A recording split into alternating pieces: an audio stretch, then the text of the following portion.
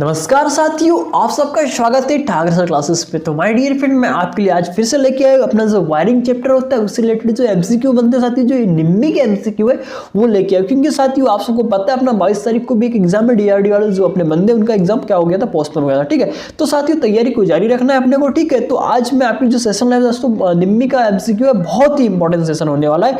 Session को पूरा देखिएगा साथियों। इस चैनल पर नए तो प्लीज चैनल को सब्सक्राइब कर दे, वीडियो को लाइक कर देंगे साथियों।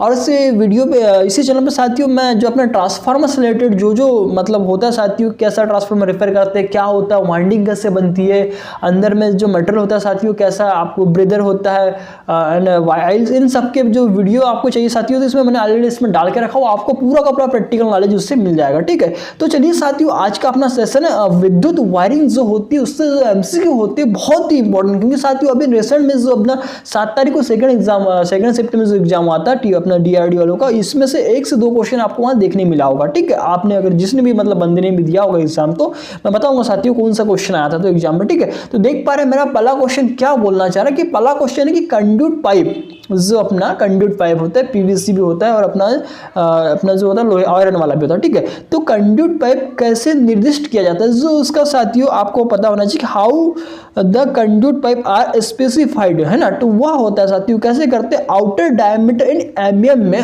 तो ठीक है, तो ये देखिए क्या बोलना चाह रहा है, बाह्य व्यास एमएम में होता है इसका। ठीक है, आगे देखिएगा नेक्स्ट क्वेश्चन क्या बोलना चाह रहा है। क्वेश्चन है अपना कि पुनः तार बांधने योग्य फ्यूज के लिए फ्यूजिंग फैक्टर कितना होता है। तो साथियों मोस्ट इंपॉर्टेंट क्वेश्चन है, कई बार पूछा भी गया है। ठीक है, तो इसका जो आंसर आ रहा है साथियों क्या आ रहा है, 1.4 आ रहा है। ठीक है, आपने और एक देखा होगा जो एक एचआरसी फ्यूज होता है उसका जो फ्यूजिंग फैक्टर होता है वह कितना होता है साथियों, वह होता है 1.1 फ्यूजिंग फैक्टर होता है, वह भी एग्जाम की दृष्टि से इंपॉर्टेंट। ठीक है, आगे देखिएगा नेक्स्ट क्वेश्चन क्या बोलना चाह रहा है कि पेंडेंट होल्डर संयोजन के लिए अंडर राइट की गांठ का उद्देश्य क्या होता है। तो साथियों आपने देखा होगा जैसे कि ये अपना होल्डर हो गया। ठीक है, यहाँ पे एक छेद होता है, यहाँ से अपने क्या होते हैं 2 वायर आते हैं, यहाँ पे क्या करता है वो गांठ को बांध देता है। ठीक है, और उसके बाद में यहाँ पे देखिए ये 2 तार निकल के यहाँ पे अपने जो टर्म पॉइंट होते हैं वहाँ पे इसको टच कर देता है। ठीक है, तो ये जो पूछना चाह रहा साथियों, यहाँ पे जो ये गांठ बांधा गया है क्यों बांधा गया है, तो वह क्या करता है, उसका सिंपल सा वर्क है कि जो सामान्य के टर्मिनल से तनाव कम करे। मतलब जब कभी किसी ने खींच दिया है फिर उसको अगर तनाव पड़ता है तो उसको क्या तनाव को क्या करेगा, वह कम कर देगा। ठीक है, आगे देखिएगा नेक्स्ट क्वेश्चन क्या बोलना चाह रहा है कि फ्यूज कौन से प्रकार का है। जैसे कि आप अपने डेस्कटॉप पे डायग्राम में देख पा रहे हैं, जो फ्यूज का डायग्राम दिया साथियों इसको आपको पहचानना है।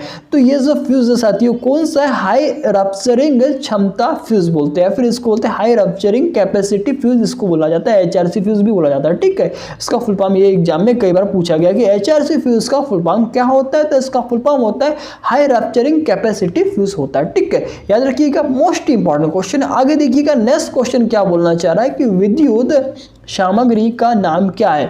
जैसे कि साथियों यहाँ पे आप देख पा रहे हैं आपको होल्डर्स दिख रहे हैं। ठीक है, तो यह कौन से होल्डर है एग्जाम में पूछा जाता है, तो इसका जो आंसर है आप साथियों देख पा रहे हैं, इसका आंसर आप देख पा रहे हैं ये है अपना एडिशन स्क्रू प्रकार के होल्डर होते हैं। ठीक है, आगे देखिएगा साथियों नेक्स्ट क्वेश्चन क्या बोलना चाह रहा है। नेक्स्ट क्वेश्चन आपको दिखा पा रहा हूं मैं कि वायरिंग परिपथ में प्रयुक्त प्रतीक का नाम क्या है। तो साथियों इसमें दिखाया नहीं गया है मतलब जो डायग्राम, बाकी उनका आंसर इन्होंने किया प्लग और सॉकेट। तो आपने देखा ही होगा प्लग और सॉकेट कैसा रहता है। ठीक है, आगे देखिएगा नेक्स्ट क्वेश्चन बोलना चाह रहा है कि जो अपना साथियों की यल श्रेणी एमसीबी के द्वारा किस प्रकार के भार को सुरक्षित किया जाता है। माय डियर फ्रेंड, इन्होंने किसके बारे में बोला, एल के बारे में बोला।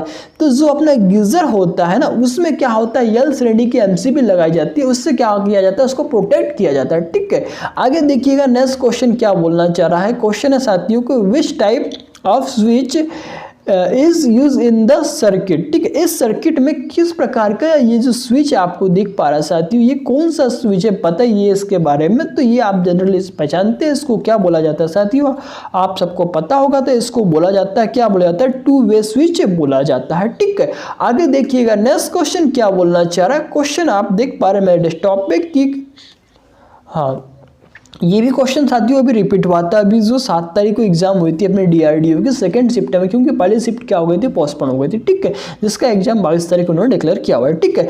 तो ये क्वेश्चन आया था अभी कि कम धारा रेटेड केबल को उच्च भार, देखिए साथियों बहुत ही अच्छा क्वेश्चन है कि कम धारा रेटेड केबल को उच्च धारा भार में जोड़ने पर क्या होगा। तो साथियों क्या होगा बताइए भैया, वो क्या होगा, गर्मी के कारण क्या होगा, केबल क्या होगा, खराब हो जाएगा ना, ठीक है साथियों, इसका यह आंसर आ रहा है।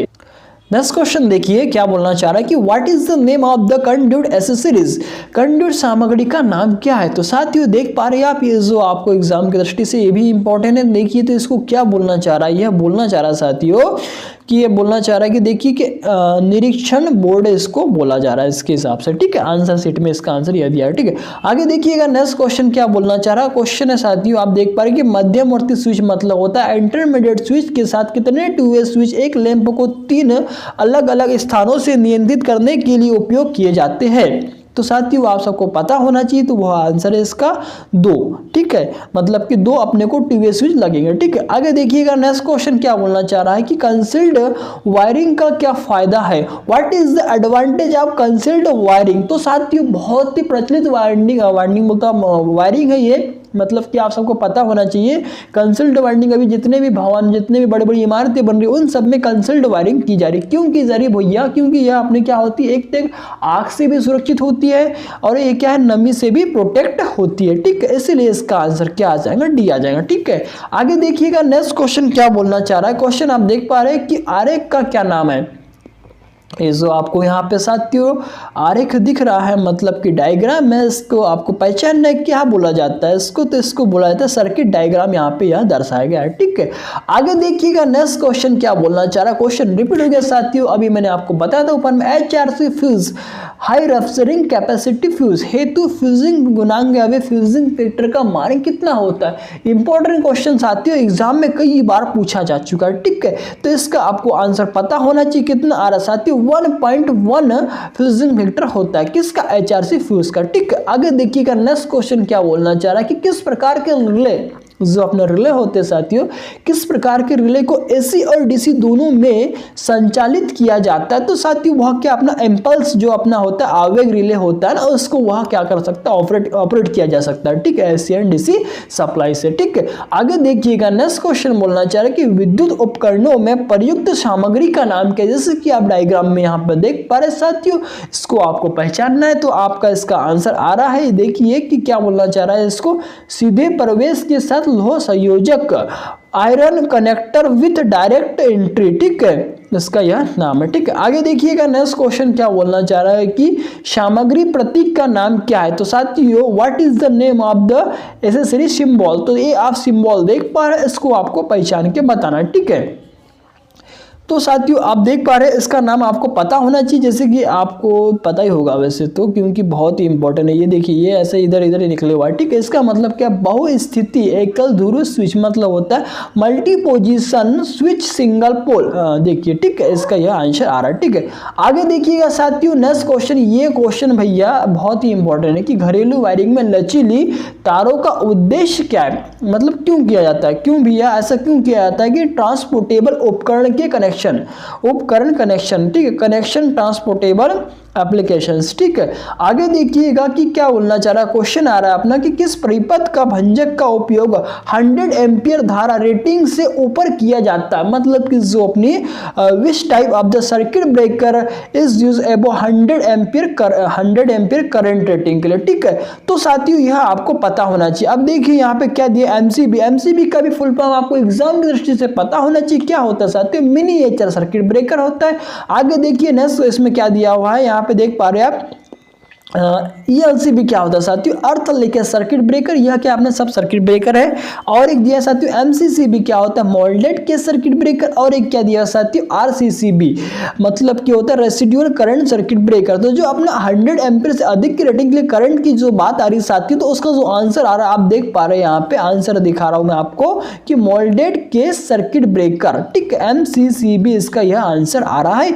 याद रखिएगा साथियों, तथा इनके फुल फॉर्म भी याद रखिएगा, एग्जाम में डायरेक्ट क्वेश्चन पूछा जाता है। ठीक है, तो क्वेश्चन आपको क्लियर हो गया होगा। आगे देखिएगा नेक्स्ट क्वेश्चन क्या बोलना चाह रहा है। क्वेश्चन है कि तांबे के ऊपर जो अपना कॉपर होता है उसके ऊपर में फ्यूज तार, मतलब जो आपको पता होगा साथियों, जो अपना लेड और टिन का तो फ्यूज बनता है। ठीक है, लेकिन यहाँ पे किसके बारे में पूछा गया है, तांबे के ऊपर फ्यूज तार पर टिन कोटिंग का उद्देश्य क्यों होता है, मतलब कि तांबे का जो फ्यूज तार बना हुआ होता है, मतलब उसमें साथियों टिन कोटिंग क्यों की जाती है, यह पूछना जा रहा है। ठीक है, तो कॉपर की बात की तो क्यों करते भैया हम तांबे के, देखिए तांबे के तार का ऑक्सीकरण को रोकने के लिए। ठीक है, prevent oxidation of the copper wire. ठीक है, आगे देखिएगा नेक्स्ट क्वेश्चन क्या बोलना चाह रहा है कि चार कुचालित चालकों के समूह का क्या नाम है। तो साथियों ये ऐसे भी क्वेश्चन एग्जाम में पूछा जाता है। ठीक है, What is the name of the four insulated conductor groups? ठीक है, तो आपको पता होना चाहिए इसका आंसर आ रहा है क्या, क्वाड। ठीक है,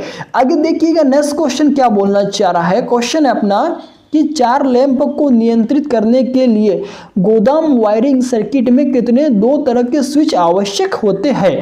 तो साथियों कितने होते भैया, अपने जो 2वे स्विच के बारे में बोला गया है तो वह होते 3 स्विच हमको लगेंगे वहां पे। ठीक है, याद रखिएगा, मोस्ट इंपॉर्टेंट क्वेश्चन है। ठीक है, आगे देखिएगा साथियों ये जो क्वेश्चन मैं पढ़ना चाह रहा हूँ 23 नंबर का, अभी जो अपना 7 तारीख को एग्जाम हुआ था 2 शिफ्ट में, सेम यही का यही क्वेश्चन, बस उन्होंने देखिए कहाँ घुमाया था, इन्होंने भी क्या पूछा है, बहुमंजिला इमारत के लिए तारों की ट्री प्रणाली सबसे उपयुक्त होती है। अब इन्होंने क्या, अभी जो क्वेश्चन पूछा था साथियों की, ये पूछा था कि बहुमंजिला वायरिंग में कौन सी प्रणाली, मतलब कौन सी वायरिंग प्रणाली का उपयोग किया जाता है, यह क्वेश्चन पूछा था। और अभी यहाँ क्वेश्चन क्या बोल रहा है देखिए कि बहुमंजिला इमारत के लिए तारों की ट्री प्रणाली सबसे उपयुक्त क्यों है, यह पूछ रहा है। ठीक है, तो देखिए साथियों यह कई फ्यूज के साथ दोष ढूंढने में यह क्या होती है, सरलता होती है। तो साथियों निश्चित तौर से आप पढ़ के जाइएगा, इससे आपको कुछ ना कुछ क्वेश्चन वहां पे एग्जाम में देखने को मिलेगा, क्योंकि ये जो अभी ये क्वेश्चन अभी रिपीट हुआ था। ठीक है, रिसेंट एग्जाम में। ठीक है, आगे देखिएगा साथियों क्वेश्चन बोलना चाह रहा है कि सीलिंग